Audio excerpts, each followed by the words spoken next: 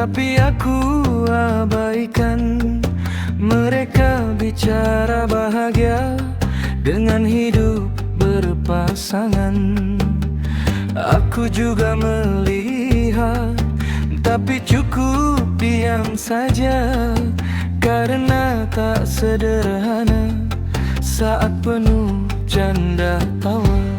Bahagia tak sederhana, bukan cuma foto berdua, bukan sekedar genggam tangan, lalu semua luka sembuh perlahan. Bahagia tak sesingkat itu, tak selalu soal status dan restu. Kadang sendiri justru indah, walau kamar ini terasa hampa.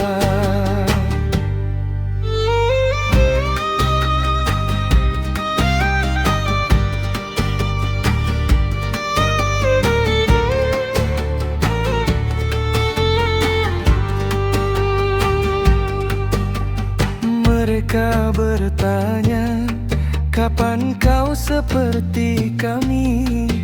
Ku tahan senyum di bibir, padahal hati ingin pergi. Kursi kosong di seberang meja tak selalu tanda derita. Aku belajar berdamai dengan suara yang tak terlihat.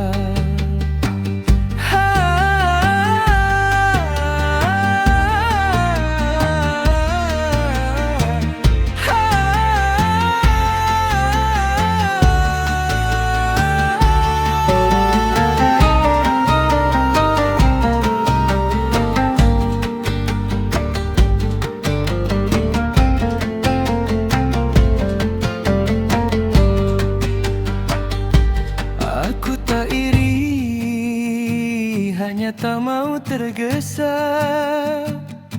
memaksa hati sekadar ikut skenario mereka. Jika suatu hari ada satu jiwa duduk di sini, biar datang